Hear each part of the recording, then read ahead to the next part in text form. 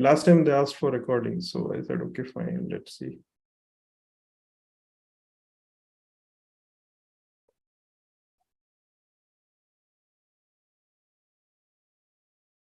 Gaurav Kavitkar, good evening. Realme 7, good evening. Realme, if you want to change your name to your name, it's better. Please do change. Last time they asked for recording, so all right. Hopefully it is.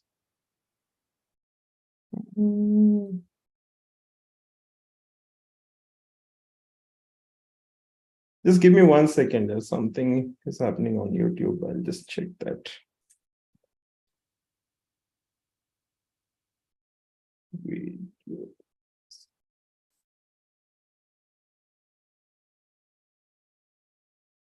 Not sure if it is live yet on YouTube. If somebody is watching on YouTube, please message me. Let me know if that is working. I'm not able to see here.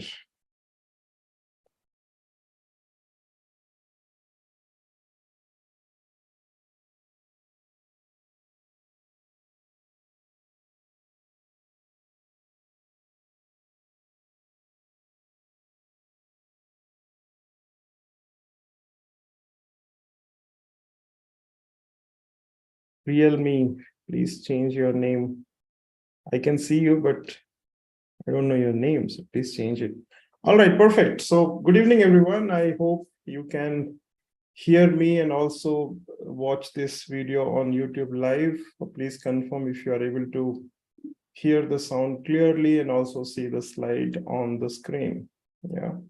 And based on that, we'll begin with today's session, which is supposed to be a Q&A. So you can ask me any questions related to medical writing, LinkedIn, pharmacy careers, and anything related to pharmacy. I can see you, but all right. Yeah, I think we are live. Let's begin. Perfect. So good evening, everyone. Thank you so much for joining. Thank you. Sorry for little delay in broadcasting this due to some technical issues, but then yes, we are here. Thank you again for joining in from different places, and thank you everyone on Zoom who have made your time for joining with us for this lovely session that happens every single Saturday. We do this to create awareness about different career opportunities in pharmacy, LinkedIn, medical writing, and your queries we try to answer. So today's session is about LinkedIn job search, pharmacy careers, and medical writing. We'll just do a Q&A. Before we do a Q&A, I also want you to walk you through what we are going to cover in this session, right? So let's see a quick recap of what we'll be covering here. So this is the content. Content again, as I said, we'll be talking about basically on Q&A. So we'll focus on Q&As. If you have any questions, you can ask. We'll try to answer those questions. And the questions can be on LinkedIn, job search, pharmacy careers, medical writing. But before we begin, it's good to understand a little bit about opportunities. We all talk about opportunities, and we are here because we wanted to get into some kind of opportunity, or we wanted to grow in our careers, right? So it's good to understand about the opportunities first before we begin this session. And when it comes to opportunities, opportunities exist everywhere, and it is all about grabbing those opportunities at the right time, right? And how do you grab those opportunities, right?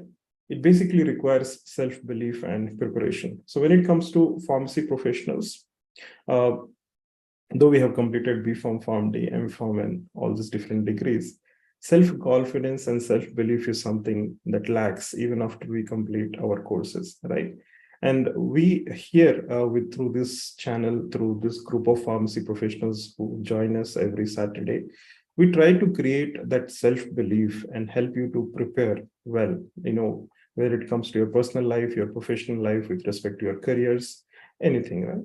So, and this self-belief again starts with understanding about the opportunities, right? So how do we get an opportunity? The opportunity can be a higher education, it can be an internship, it can be related to jobs. All these different opportunities exist. The only thing is, how do we get to know about those opportunities, right? So basically, based on my experience so far, with respect to understanding and interacting with so many of you, I have identified there are 3 steps to get to an opportunity. And what are those steps? What are those 3 steps? The step one is to know the opportunity, right?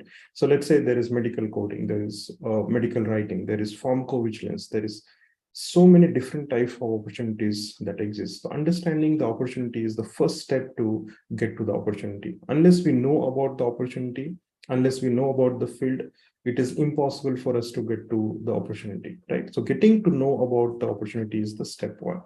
And when we talk about getting to know about the opportunities, since we are from pharmacy background, we should know about different careers in pharmacy. I just told about medical coding, pharmacovigilance, medical writing. These are only few of the opportunities. There are more than probably 100 different types of opportunities that exist in this world today, right? So knowing those opportunities could be a great start to understand the opportunity. And how do you know about these opportunities? One simple step, one small step that we started to create this awareness is through these webinars, right? So you can go to my YouTube channel and have a look at all those 75, 80 different types of opportunities that exist on pharmacy careers. So that's the step one. Medical writing also same thing. We have done more than 30 different webinars. So you could watch those webinars, understand what are the different types of opportunities and how to prepare for those opportunities, right? So those opportunities, the discussions about those opportunities happen through the experts in the domain. All these webinars, I conduct alongside the experts from the domain, and they talk about these opportunities. So please do watch them on the YouTube channel. And once you have identified these different opportunities, find your what, right? So there are so many opportunities exist. What is it that you want to get in? You cannot get in all the opportunities at the same time, right?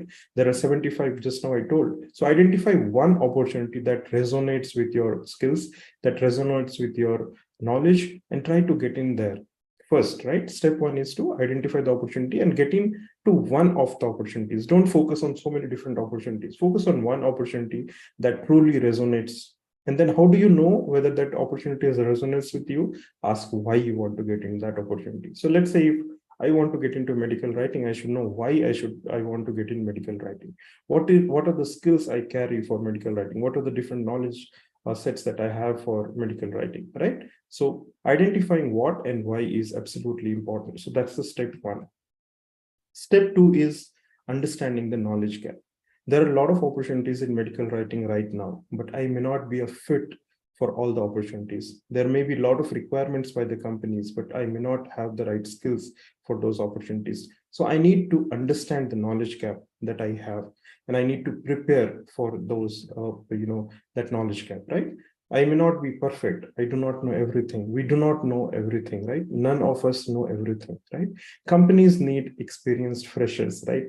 It's a big problem that companies always want people with experience, and freshers are no freshers are also the same, right? So companies want people who have experience, and freshers don't have experience, right? So it's like a chicken and egg story where the freshers come out of the college, but companies look for experience. So freshers need to have little experience. And how do they get those experience? By internships, by gaining those experiences, by gaining those learnings from the internships, by working on those projects. The freshers also can get the relevant experience. They can have the knowledge and the skills, right? So by understanding the knowledge gap, we can actually get to the opportunity really, really faster. So that was step two, right? And what is step three? The step three is to showcase, right? And if you want to know more about these opportunities and knowledge and everything, please do watch the YouTube. I have already done so many sessions on this. It will help you to understand them better. And next, again, we are working on a workshop module wherein we'll do a full day workshop wherein we'll talk about these opportunities. So stay tuned, and then we'll announce about the workshop very, very soon. Right. So those were the step one and two. Now the step three, which is very, very important, is to showcase your work and worth, right? The companies do not know that we exist here, right? So we need to showcase our worth and existence to the companies. And how do you do that? Very, very simple, right? Out of sight is out of mind. If I don't exist on Google, if I don't exist on LinkedIn, I simply don't exist for anyone, right? So I need to be there on those platforms. That's the first thing. So unless we show our work and worth, people won't know us, right? I may be a great medical writer, but unless people know that I'm a great medical writer, I don't showcase my capabilities, my work there, people won't know it, right? So I'll have to start writing, I have to start putting content there, and I have to showcase my worth and my work to people, right? By showcasing our work, we connect to opportunities. What are those opportunities? Hiring managers, companies, and then it definitely increases the chance of getting hired really, really faster. And one of the easiest way today is to use LinkedIn, right? LinkedIn is a wonderful platform. And we, collectively through the 5 a.m. club, we have been doing a lot of experiments on using LinkedIn. And we have right now with us Bhavik, right? So Bhavik is one of our LinkedIn club member who wanted to share a little bit of his learnings, what he experienced during the last 14, 15 days on using LinkedIn. So we got trained, we understood, we are learning with each other, we are experimenting different things. So there are other club members also who are experimenting this. They're posting content, they're trying to analyze what is happening after they post content. And we're just trying to understand how the platform works and what works for us best. So with us is right now Bhavik. Bhavik has done PharmD, and he is enthusiast in getting into medical coding. He's learning medical coding, he's preparing for different exams on medical coding, and he is also experimenting on how LinkedIn can be leveraged. So he has been posting continuously on LinkedIn, and through that he has experienced something he wants to share with us. So if I tell you that please use LinkedIn, it doesn't work, right? So what I told Bhavik, okay, fine, whatever we are experiencing, right, let's share those experiences with people. Let's try to share our learnings with people, and then maybe somebody after watching this, you might get inspired to start posting on LinkedIn. And LinkedIn works differently. If you're more active, if you post more, it works for you. If you don't, it doesn't work for you. As simple as that, right? So Bhavik, over to you. Please introduce yourself. Tell us your story, how you got in here, what you experimented with LinkedIn, and what you learned from LinkedIn. All right. So over to you, Bhavik. You may take the screen from here and let's do this together. Thank you, sir. Perfect. I'll start sharing my screen. Yeah, of course, of course. Please let me know if it is visible. Yeah, yeah, it's visible. Just do a F5 and then full screen. F5 is for full screen. Yes, perfect. Go on. All right. So today, my name is Dr. Bhavik Suresh. I'm a PharmD graduate and I'm into medical coding. So I've given a brief introduction. I'll get to the topic itself, which is LinkedIn growth through daily posting. And the emphasis is on daily. So consistency is a big part of it. So all of us, I don't even need to introduce LinkedIn because the session is on that. So I'm pretty sure everyone is into it. But just as a customary thing, I'll give a few words on it. LinkedIn is one of the biggest platforms for, I mean, it's a very powerful tool. It can help you it can help. It has around 930 million members worldwide. Actually, when I made the slide, first the information was 730. It just keeps building. So it's a very powerful tool to have in your belt. Now, daily posting on LinkedIn can significantly contribute to not just your personal, but your professional growth as well. And how this happens is again through daily posting.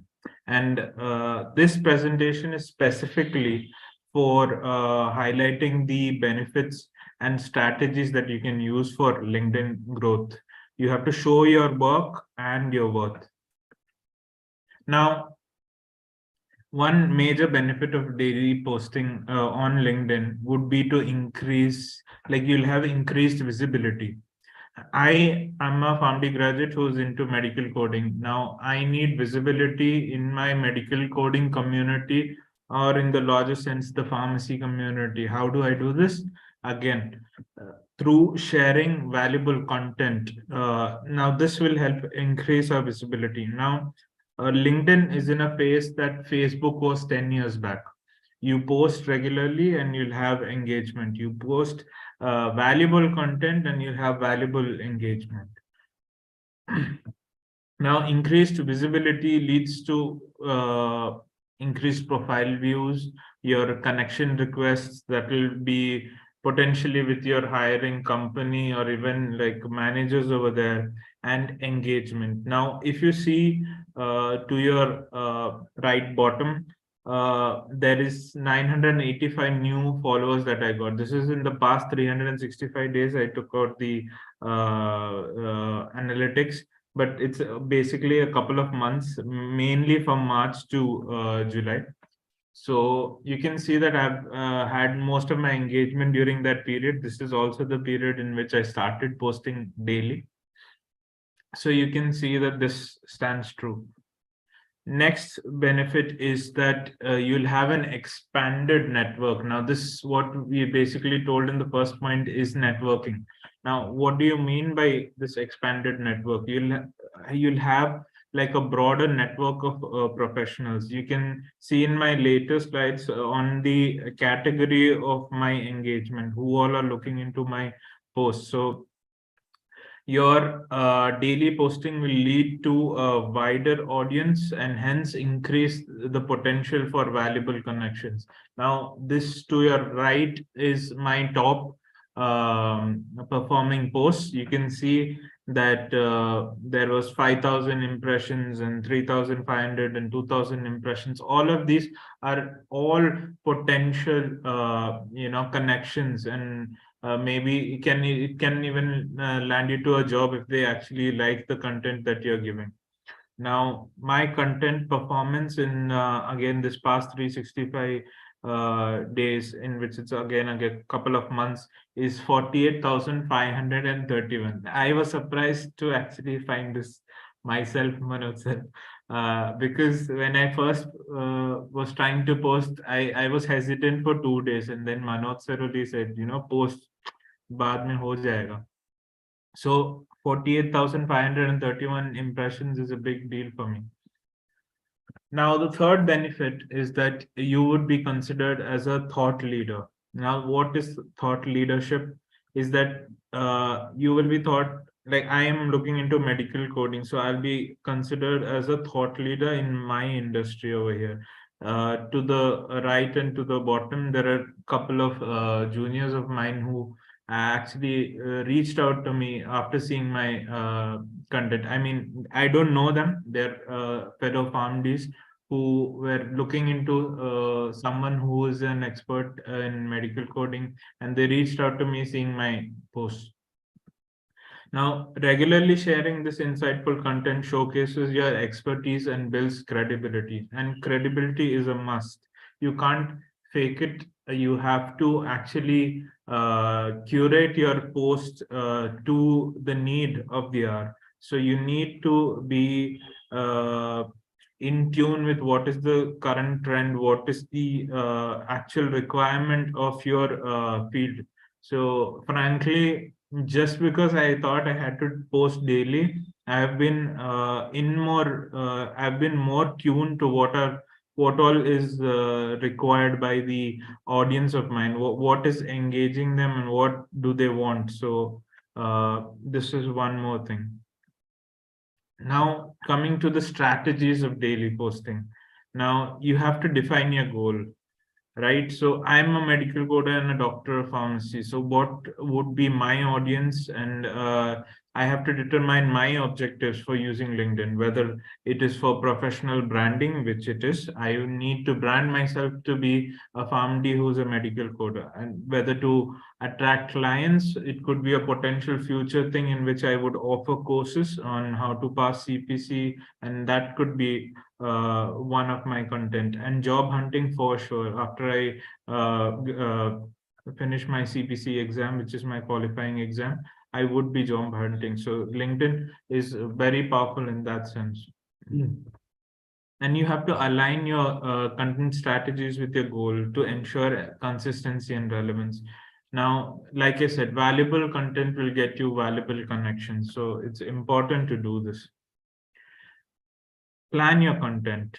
How do you plan? Is you create a content calendar to organize your posts. To the right again, I've put one of my weeks. So I had actually planned out the whole week on what I'll put out as a content on which day, so that I don't have to overthink or maybe make it on the spot, and I can maintain my quality of content. So you research the industry trends, the news and relevant topics, and you develop valuable content. Now try to make it a mix of original content, have curated articles, and you can have visuals, maybe audio, and video to keep your audience engaged. Now you have to optimize your profile. By saying so, I mean that your profile should be complete, and it should be professional, and it should be up to date. Every day we do a lot of events, so it is important that you go back to your profile and update it also, because I think LinkedIn also looks at how updated your profile is, and you get what you say, like you say, ranking in Google, like that you also get a ranking over there, or how visible you will be. It is dependent on how active you are on LinkedIn. Use relevant keywords in your headline, summary, and experience section.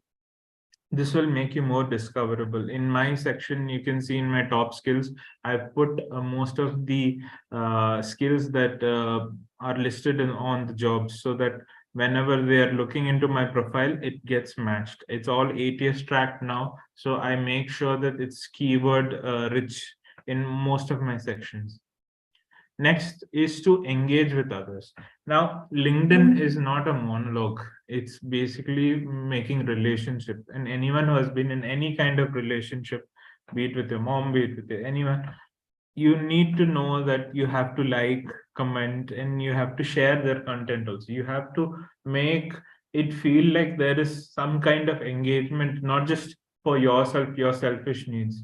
Like you can see over here, it to the right, which is a very cherished moment for me, is my 5 a.m. club, and all of us had put a thumbs up. So that was a good, engaging moment for all of us.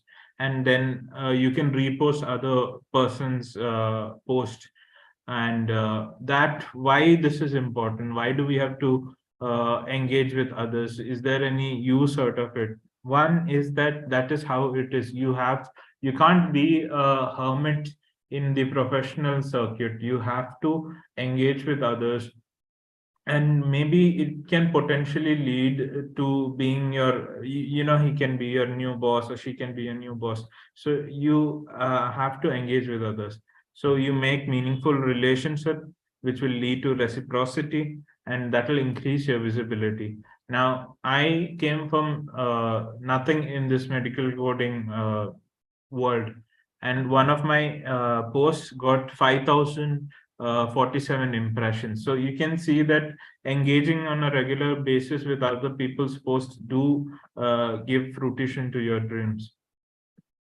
Now you have to also experiment with different formats. If you just, even on the phone, you can make a post. You can add a photo, a video, a template, event, celebrate. Maybe you can have a poll, or different documents can be added over there. So explore with the different contents that are there, posts, images, documents, like I mentioned earlier, and find out what resonates with your audience and adapt your strategy to it. Look what is getting engaged more, and what is the content that they're looking for.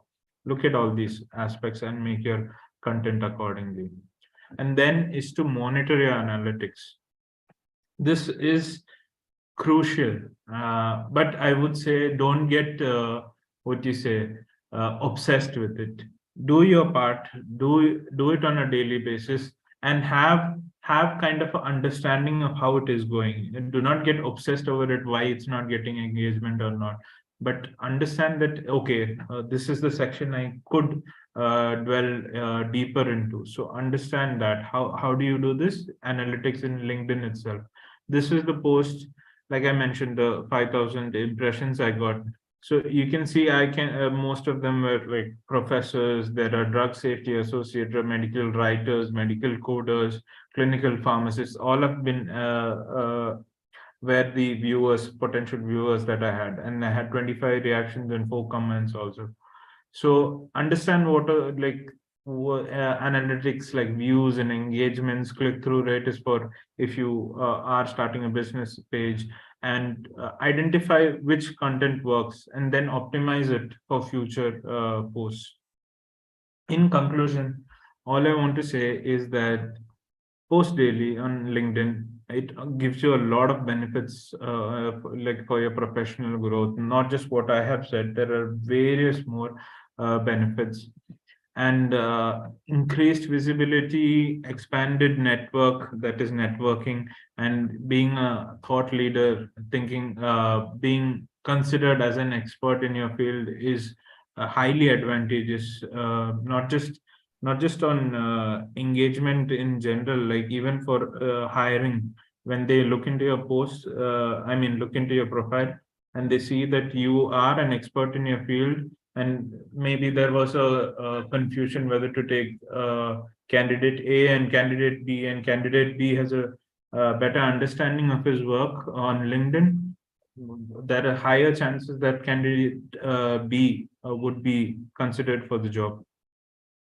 So define your goals, plan your content accordingly, optimize your profile, engage with others, experiment with different kinds of format, and monitor the analytics, and you can maximize your LinkedIn growth. Thank you. And my name is Dr. Bhavik Suresh. I'm a PharmD and a medical coder. I also have a podcast on Spotify. It's called Dearest Bhavik Suresh, A Journey into Medical Coding. Just a play on Dr. Bhavik Suresh. Thank you. Great. Thank you, Dr. Bhavik, for that and sharing your experience on LinkedIn. What is your podcast all about? Why don't you let our users understand, our participants know, if any one of them they want to listen to you on your podcast as well? Right. So my podcast, I started it off for myself. I was looking into medical coding podcasts, and all of them were international. So I thought that maybe certain audiences could not resonate with that kind of content. So whatever queries I had for myself, I found the answers and I've given it to myself. So it's like a gift to me. So I named it Dearest Bhavik Suresh, Journey into Medical. Excellent. So whenever you want to listen to yourself, you just tune into that and then get back the entire understanding. Perfect. Thank you. All right. So participants, if you have any questions with respect to LinkedIn, we are here to answer. Bhavik is here. Avinash is also here. He is understanding that, but he is also experimenting a lot. And last time we had an experiment with him, his thought as well. So Gaurav has asked a question, what is CPC exam? And Dr. Bhavik, you want to answer that? So CPC exam is the certification exam by AAPC, that is the American Academy of Professional Coders. So if you want to be considered a professional in medical coding, you have to clear.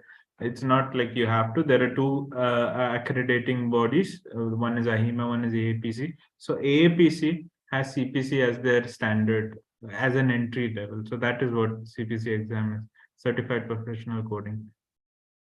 Excellent. So we'll take a lot of questions. Any one of you want to ask anything, just raise your virtual hand on Zoom. You can ask questions on LinkedIn. Bhavik, Vinash, and myself, all three of us can answer. You can ask question on medical coding. Bhavik can answer. Avinash will answer on pharmacovigilance. He's still learning pharmacovigilance. If you need anything on medical writing, I'm there to answer to your questions. If you want general in pharmacy careers, yes, all three of us can answer. We are still learning. We are experimenting a lot through our webinars and content. Yes, whatever we know, definitely we would love to share. So any one of you have any questions, thoughts, please do raise your hand. Diwakar, go on. Hello, sir. How are you, sir? Yes, Diwakar, where are you? You can also switch on the video if you're comfortable, no problem. If not, it's perfect. Yes, Good to see you. Yes, Diwakar. yes, sir. How are you, sir? Fine, going good. Thank you. And Vavek Push is, sir, very good related to medical coding. And sir, also thank you to for LinkedIn journey for my LinkedIn journey related to regulatory affairs. Thank you, sir. Excellent. So Diwakar has been experimenting with regulatory affairs. He's learning regulatory affairs. He's doing MPharm in regulatory affairs. He's also experimenting his learnings on LinkedIn, and he is regularly posting on LinkedIn. So if you're somebody who's wanting to learn regulatory affairs, then maybe you connect with Diwakar. Diwakar, Bhavik, Avinash, all of them, they're learning something different alongside their regular coursework, which is MPharm and PharmD, and they're also helping others learn whatever they're learning every single day.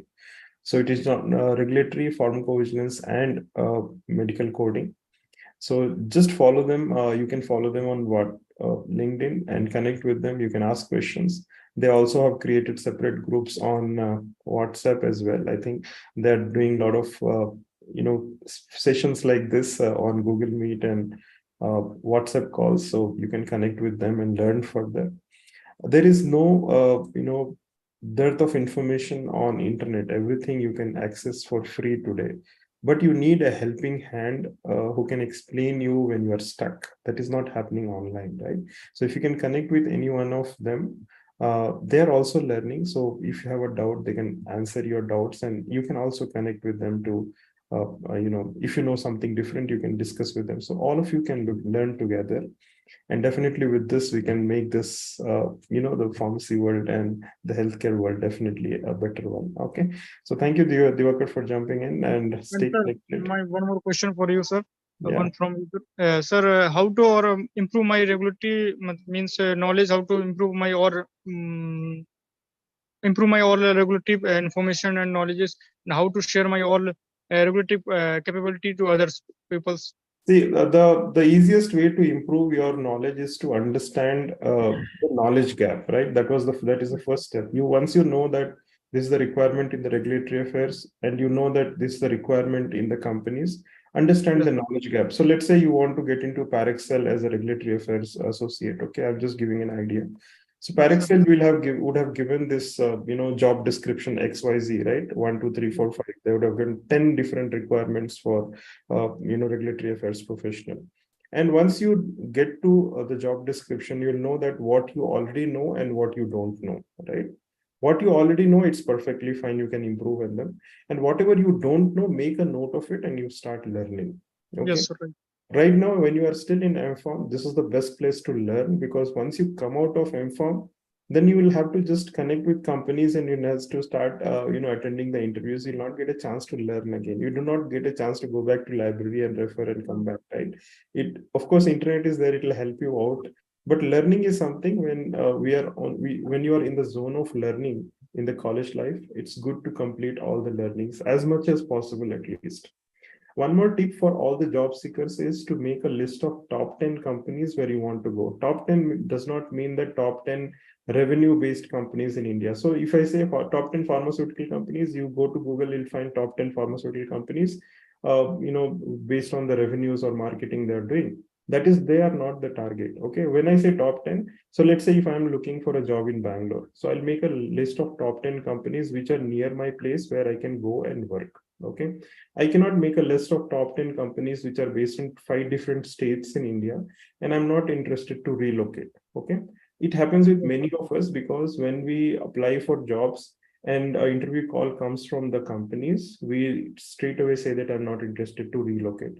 We wasted recruiters' time and we also wasted our time also, right?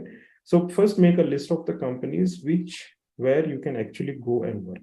Okay, those companies can be in your state, or if you are interested to relocate all over India, all over the world, everything is open today. So you make a list of all the companies where you can actually go and work. That's the step one. Yes. Step two is identify the jobs these companies offer. So make a list of different jobs the companies offer. Once you go to the company's website or even LinkedIn, you will find the job descriptions. Okay.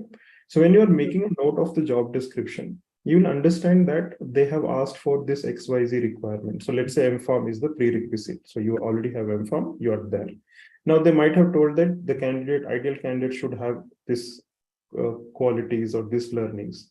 Make a list of everything that you don't have. that you are missing, that you are deficient in. Okay. And then start preparing for it. Right now, you're not applying for jobs. You are just preparing, right? Yes, So sir. keep preparing. And when you are preparing those, job description based content, you can also share those learnings on LinkedIn and other places, because there are thousands of pharmacy students who are not even aware of this. Right now, all four of us or 10 of us who are attending this session, they must be knowing, they might be knowing, but there are thousands more who don't even know this, right? So when you are sharing, you are at least trying to give that 1% knowledge to them. Okay. Yes, sir. Maybe somewhere somebody will be benefited. Okay. So that is step 2. So learn. So identify the skill gap and learn those knowledge which is missing out. Once you have learned that, then identify the companies where you can apply and start building connections with those companies. Okay.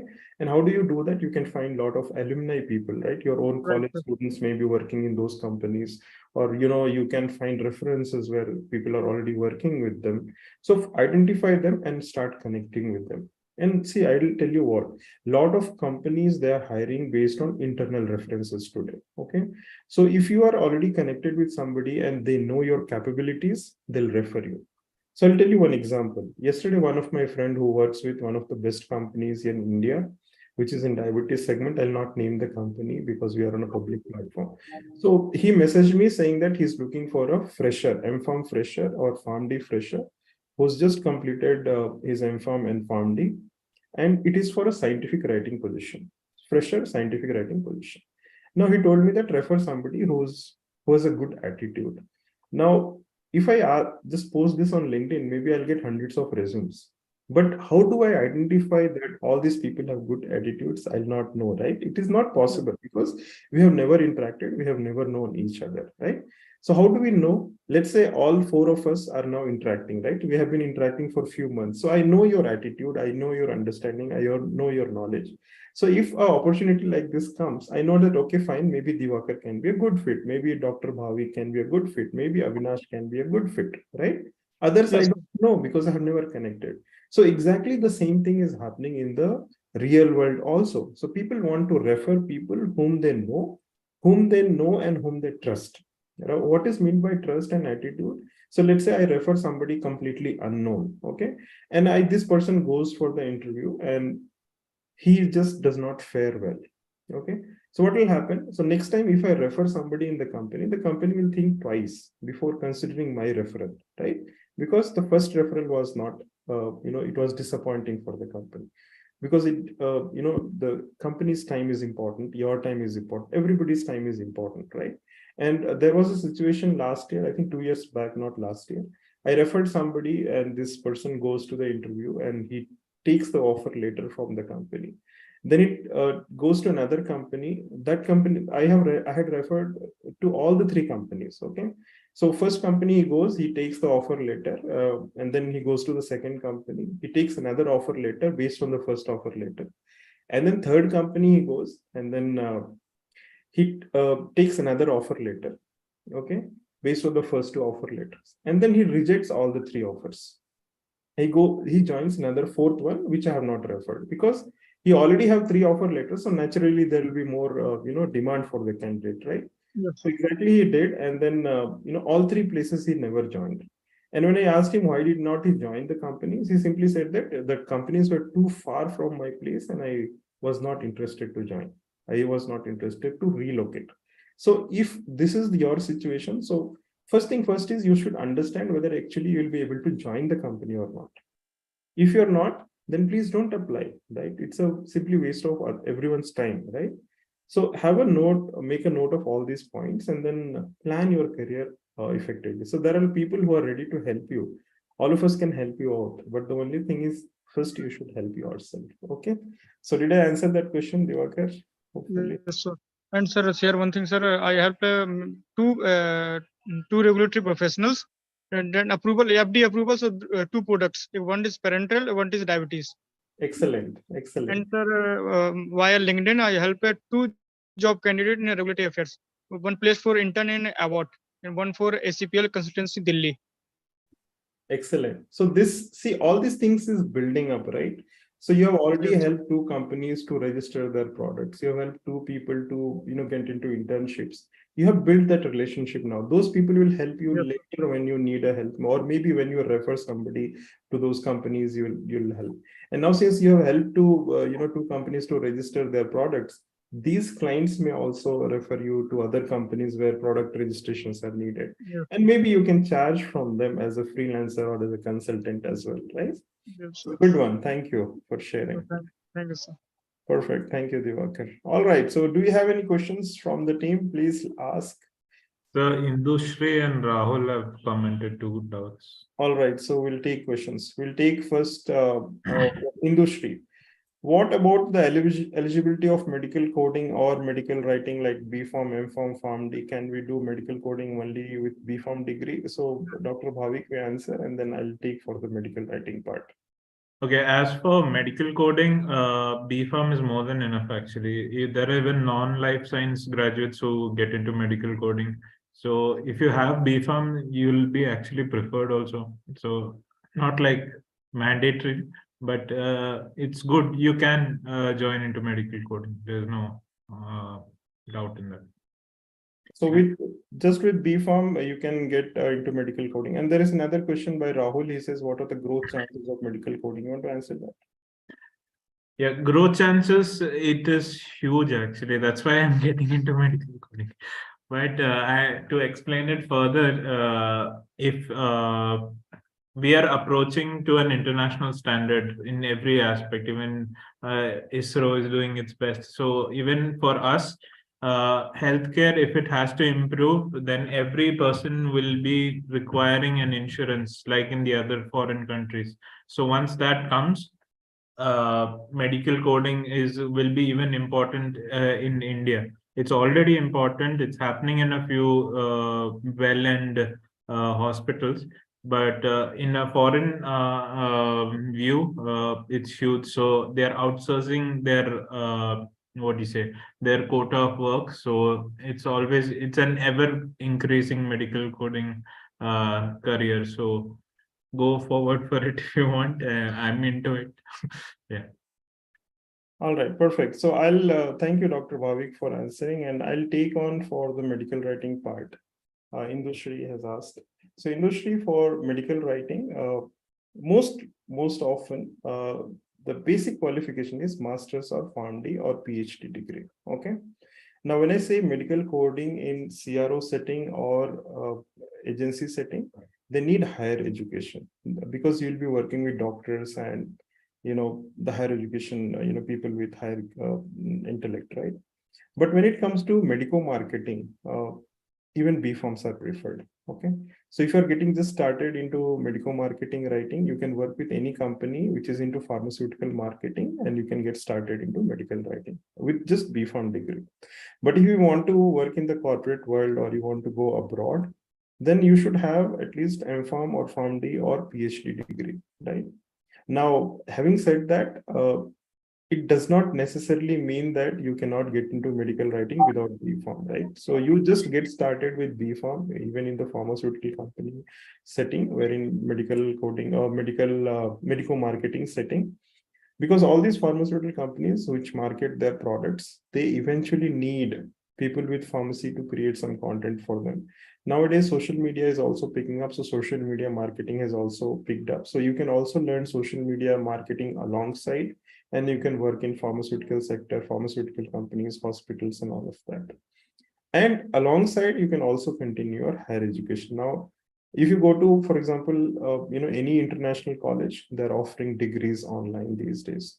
So you can enroll for any degrees, do your masters. There is also there are colleges which are offering scientific writing degrees or medical communications degrees. Okay, so going forward, after some experience, you can even with B Pharm, you can do your masters with those companies, those colleges, and then continue to thrive in the world of medical writing.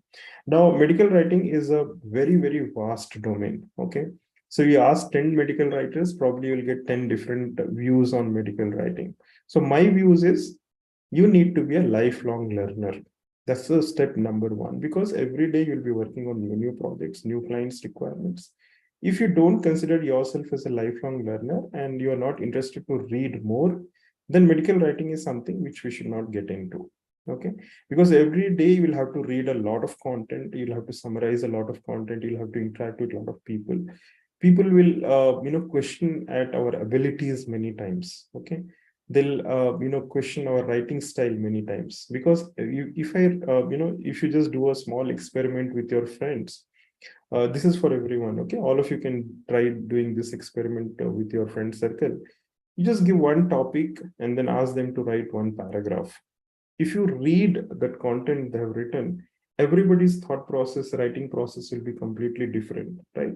Same thing holds good in medical writing. So if I write a content on something, it will be different. My style of writing, the way of thinking is different. Yours may be different. Somebody's way of style writing is liked by the industry. Some people don't like, right? So whatever be the thought process, go for it and experiment. It is all about experimenting, right? So once, say just now, Dr. Bhavik shared his learning on LinkedIn. He's all experimenting. He's posting different type of content. In some of the content, he'll get more likes, more views, more shares. In other contents, he'll be getting less views, less shares, right? So similarly, in medical writing, when we write content, there are people who will like some of the content, there are people who will not like some of the content, right? So start blogging, start writing content. Even though you're not getting into medical writing, start writing content on LinkedIn. This will tell whether people are liking your content or not. This will tell whether your writing style is good or not. And with every single post that you do, you learn something. And try to do a 30 days challenge, right? So in our 5 a.m. learning club, we did that 7 days challenge. Then we did a 14 days challenge. So 7 days we continuously posted content on LinkedIn, and we saw what happened with that content.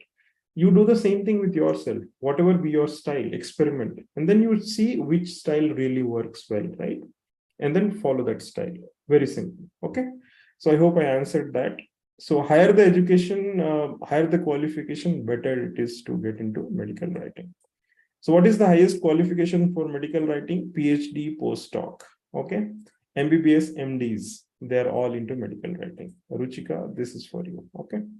All right. So any other questions? I see Shashwat Swaroop has raised your hand. Shashwat, you can ask your question.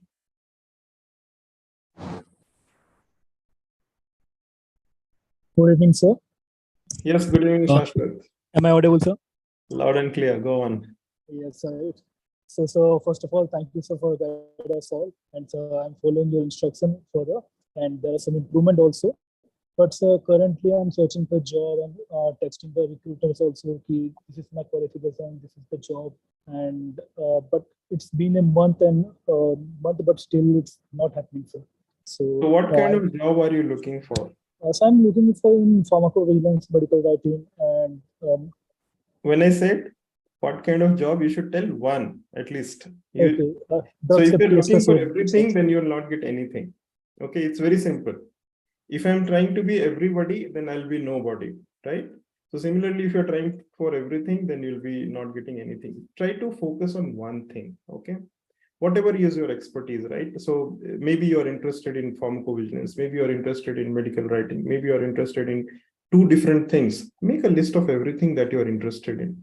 Then go and search for different job descriptions relevant to, let's say, pharmacovigilance, medical writing, right? And then evaluate your knowledge.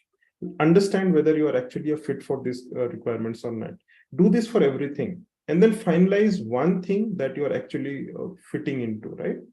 Will not be fitting into everything. Our education system has not made us fit into everything, right? So we'll never fit into everything. So try to identify one, at least one main, right? Or top 3. When I say top 3, then you'll say, okay, pharmacovigilance, medical writing, and regulatory affairs. But medical writing is the most important one where I want to get in, for example, right? Or you'll say, no, pharmacovigilance is the most important one, but if I don't get, maybe I'll try into regulatory. If I don't get, maybe I'll try into medical writing.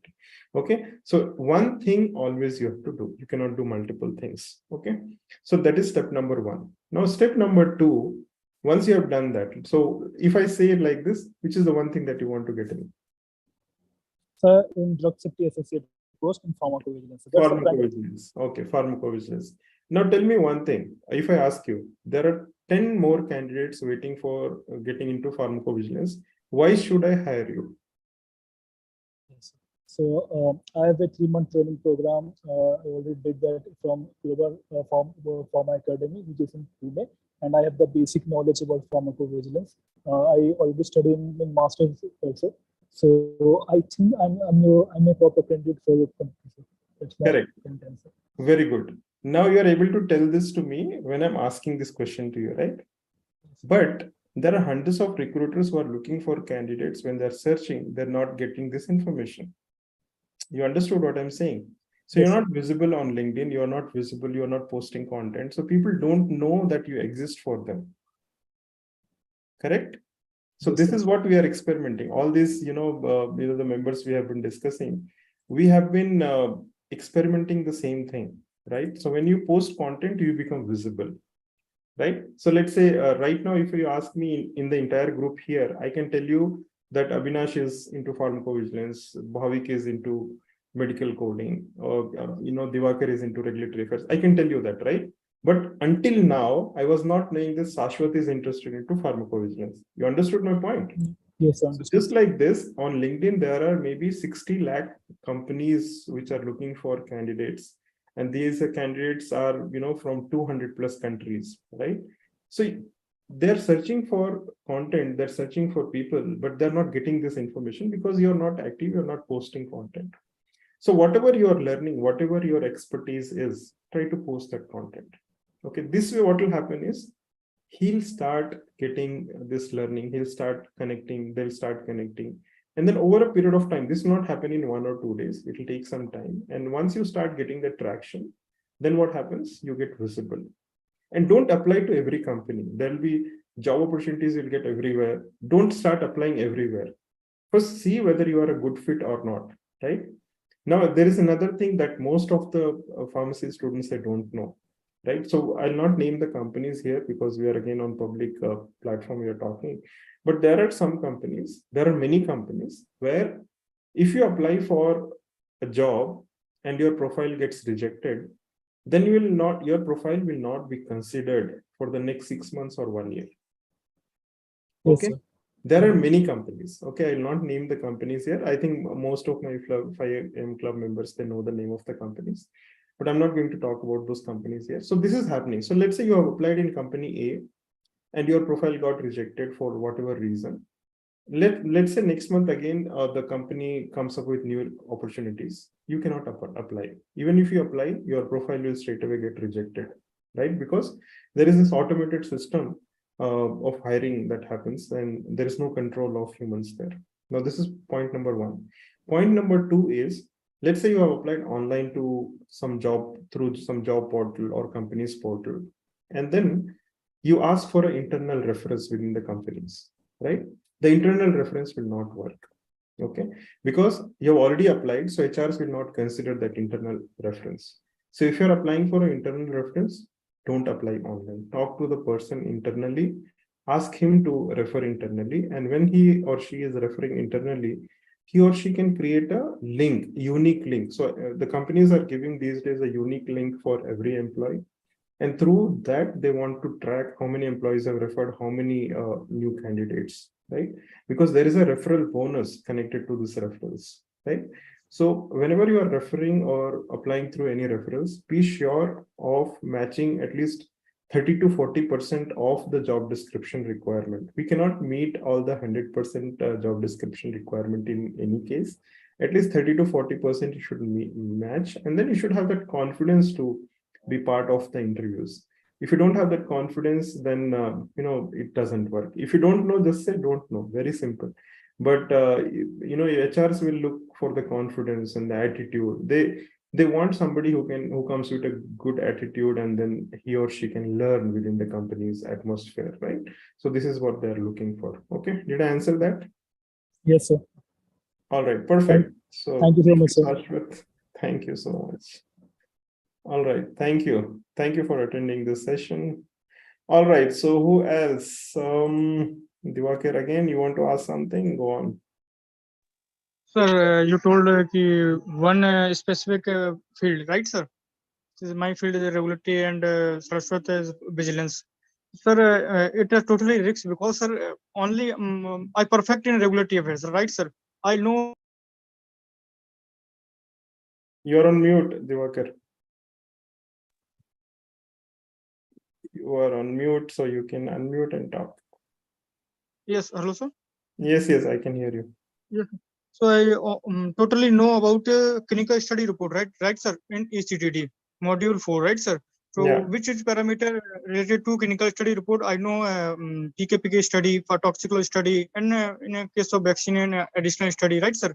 But Yeah. sir, in other field related to some in interview cases, asks some related to pharmaceutics, which is binder to use in a manufacturing process, and in ecology, in a case of ecology, asks other thing. So how to know, sir? Because all thing I forget, only document and guidelines and regulatory. Correct. I So, know zero in other pharma field. Only correct. expertise in regulatory. It's totally risk, sir. Correct. So, Diwakar, as I told you earlier, it is not possible for any one of us to know everything. Okay. I have Yes, sir. spent more than 16 years in medical writing, medical communications, but still I don't know many things. Okay. When I say many Yes, things, sir. actually many things I don't know. Okay. There are many guidelines that I still don't know, and I'm still learning. It's perfectly fine. Yes, sir. You can tell the same thing to the interviewer also, because regulatory comes with documentation, and whatever companies you join, you'll have access to all the guidelines and resources and everything. All you need is how to access them and get the information at the right time. Okay, you cannot remember everything. It is not possible for any one of us to remember everything, and in this new information age, it is further impossible to remember everything, because we are overwhelmed with bombarded with so much of information coming every second there is a new Yes, information sir. generated, right? So don't Right, try sir. to remember and learn everything. Be focused on your learnings. Be focused. If you're learning regulatory, just focus on that and try to become expert in whatever one area of regulatory affairs. You cannot be Right, sir. you cannot be expert in every area of regulatory. Okay. Yeah, right. When I say medical writing, I'm no expert in. There are 7, 8 different types of medical writings we do. I'm probably, to some extent, I can do a good job in medical marketing and publications, but I cannot do justice to every type of writing. Okay, so we cannot be expert in everything. Never ever try to be an expert. Just try to improve a little bit on your learnings on any one of these aspects of regulatory affairs. Okay. And if you're participating in any kind of interviews or interacting with any kind of companies, even the companies know this. Okay. I hope I answered that. All right. So any other questions? So Puneet has asked this question, is there any difference between MPharm candidate from pharmaceutics branch with pharmacology? So the subject knowledge will be different. So if you have done MPharm in pharmaceutics, your knowledge will be better in pharmaceutics area. If you have done MPharm in pharmacology, your knowledge is better in pharmacology area. And whenever you go for interview, for whatever domain you are going, right? So let's say you are going for medical writing. The recruiters will look at your knowledge, your skills in that subject, in that domain, and then look at your attitude to learn something different in the subject again, and then prove yourself with your knowledge. Okay, so the subject knowledge, domain knowledge definitely helps you to get into medical writing or whatever domain you are choosing. But then that does not mean that you cannot get into other domains without that MPharm, right? So for example, in my case, if you see, I did MPharm in pharmacognosy and got into scientific writing or medical writing, and 16 years I have been this in domain. Many people say that for medical writing you should have just pharmacology or only clinical pharmacy as experience. Of course, as a pharmacognosy person, I find some difficulties at times because I don't have that pharmacology knowledge. But that does not mean that I cannot learn, right? With practice, you can learn anything today. And yeah, there are so many resources today. With those resources, it is not difficult to learn today. Okay. So I hope I answered, Puneet. So give me a thumbs up if I answered. Thank you. All right. So any other questions? Please do let me know. Okay, Avinash, you want to say something? Go on. Finally. Yes, Avinash, you can unmute. Hello, sir. Yes, Good evening, Avinash. sir. Good evening, Avinash. How are you? Yes, sir. I am doing it, sir. How are you, sir? Fine, Avinash. Thank you. Go on. Yes, sir. Sir, I am about to complete my thesis work in this week. You're completing your thesis in 1 week. Excellent. Nice to know that. So what is your plan now? Sir, in this week, I am about to complete. Already, I have completed. I am compiling my thesis file. After compiling, I can submit my thesis. That's good. That's good. So congratulations in advance from my side. And I hope it goes well and you complete your Viva well. And now the next step is to try for different jobs, right? And make a list of, as I told you, make a list of the companies where you're trying to get in, and then explore different aspects of that job profile. Okay. Yes, sir. All right. And then let me know if you need any reference in the companies. So I'll try to do something. Sure. Right. Sure, sir. Thank you so much, sir. Perfect. Thank you, Avinash. Yes, definitely. I'll do whatever possible from my end. Okay. Vidya Reddy, I'm interested in clinical writing. Do you provide specific training and interview preparation? Vidya, I don't provide any specific training with respect to clinical writing per se, but definitely I do help in medical writing and interview preparation in medical writing. So if you're interested in that, then we can discuss further. You can send an email to me and then we can discuss. I've done, Ruchika, I have done master's in medical biotechnology and have knowledge about clinical research, pharmacovigilance, medical writing. Should I go for pharma? Absolutely, Ruchika, you can go for pharma, pharmaceutical companies. You can go for hospitals if you want. Hospitals and pharmaceutical companies, both sides, you get good exposure to clinical research, medical writing, and clinical trials, right? So try in those companies, try in different companies, see, based on your location, based on the availabilities of those companies. If you're interested to relocate to different places, you can try in other places as well. Okay. What is your opinion about clinical research associate versus pharmacist in Gulf countries like all this, Oman, Qatar, etc.? They don't give us permanent, so I'm skeptical. Okay. So Rahul, I don't have much idea about clinical research in Gulf countries, but I know a lot of pharmacy friends who are working as pharmacists, dispensing and community pharmacists in Qatar, Oman, and Kuwait and other countries. And definitely they prefer Indians as dispensing pharmacists. I know some of my friends who have gone there, who have settled there, and they're doing very good when it comes to community pharmacy and dispensing pharmacy in Dubai and UAE and all these other countries. So it totally depends on you. If you're really interested to explore this field, you can give a try. But when I say give a try, you need to have little experience and then go for it. Okay.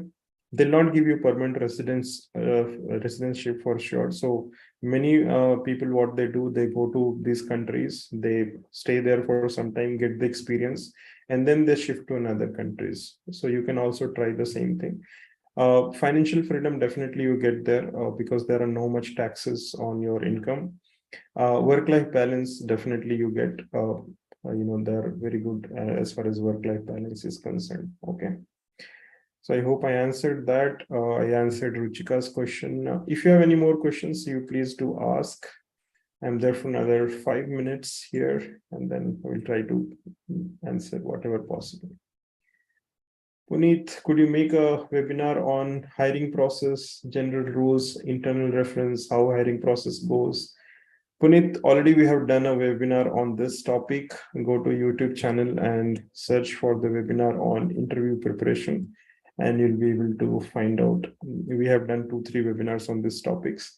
And almost in all the webinars, we have spoken about the different aspects of these points, right? So when we talk about medical writing, we talk about how internal reference works, how hiring process goes, what are the ways you need to prepare for the interviews. When we talk about pharmacovigilance, we again talk about how hiring process works, what are the different departments in pharmacovigilance.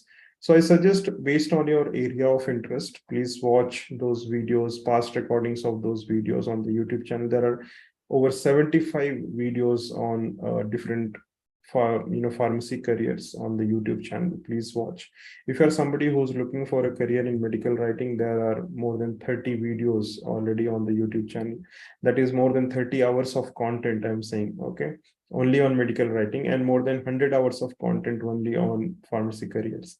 So you need to choose any one career path and then watch those videos. You cannot watch all the videos at the same time, right? So whatever career path you have chosen, just watch that video, make a note, because we don't do this. Whenever you're watching a video on, let's say, medical writing, make a note of the important points there.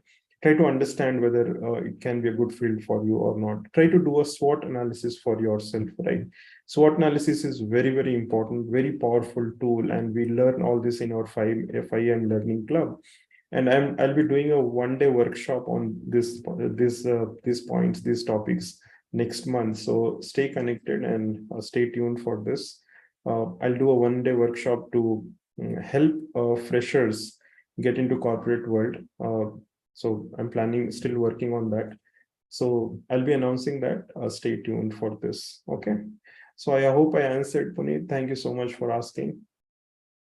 Most of the freshers don't have an idea about hiring process. Absolutely, I know that. And for this very reason, I started doing these webinars way back in 2020, right?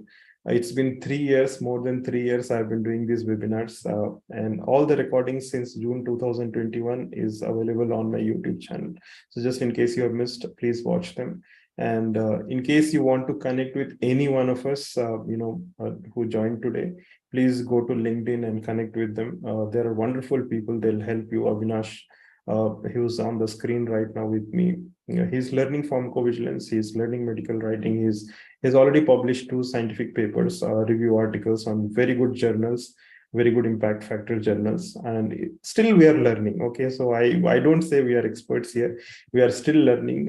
We are all students at the end of the day. I consider myself as a student. Even after doing, MPharm some 16 years back, still we are learning. So we'll learn together, and we'll, make this world definitely a better one through our learning. So stay connected, keep learning. And if you learned something from this session, please do pass on to others. There is so much of, miscommunication, misconception, misinformation with respect to careers, which is floating around online, right? So it is always good to help each other and learn from each other. We are no experts. We don't claim to be experts. We don't want to be experts in any field. We are still learning. All right. So one question is from Rahul, which is better, clinical research associate or pharmacist?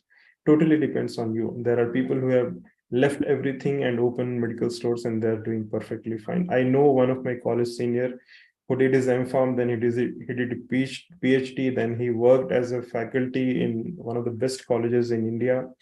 And after working for a few years, he realized that he wanted to interact only with patients. So what he did, he opened a medical store, and he does counseling to people. So he dispenses medicine, he does counseling, and he is very happy about it. See, at the end of the day, you should be satisfied with whatever you do. Okay. At the end of the day, you should be happy about whatever you do, right? As long as you are happy, as long as you are satisfied, I think it's perfectly fine, right? We can make a lot of money doing whatever we want, as long as we are happy and satisfied with whatever we are doing. Okay, so it totally depends on you. Clinical research, if you ask clinical research people, they'll say clinical research is best. If you ask me medical writing, I'll say medical writing is best. You go to pharmacovigilance guys, they'll say pharmacovigilance is best, right? So every field is best, every field is good, as long as you are able to give 100% of your knowledge and skills to that field. As long as you are interested to work on yourself, definitely that field is the best field. Okay. So thank you, Sashwat. Thank you, Ruchika. And I hope this session was useful. In case you want to interact with me further, stay tuned. I'm going off the YouTube right now. So whatever we had the session till now will be available on the YouTube. And for all of you who are on Zoom and who still want to ask me any specific question, just stay there, and we continue the discussion on Zoom. Okay. So thank you everyone for being with me on YouTube. This recording till now will be available on YouTube, and I'll be doing this session every month once. On one of the Saturdays it will be done, and this is only for Q&A. So if you just came only for the first time here, then it's perfectly fine. If you want to come back again, stay connected for the next announcement, and we'll be there, and I'll try to answer whatever we can. And I'll try to bring some experts also in the upcoming session only for the Q&A. Apart from the regular webinars, every Saturday we do the webinars for pharmacy careers and medical writing, and we'll continue learning with the experts. But this Q&A is only to help you answer your specific questions. So I'm going off the record on YouTube. So in case you want to ask questions further, stay on Zoom, and then we'll continue the discussion there. All right. So thank you everyone on YouTube, and we'll meet again next month.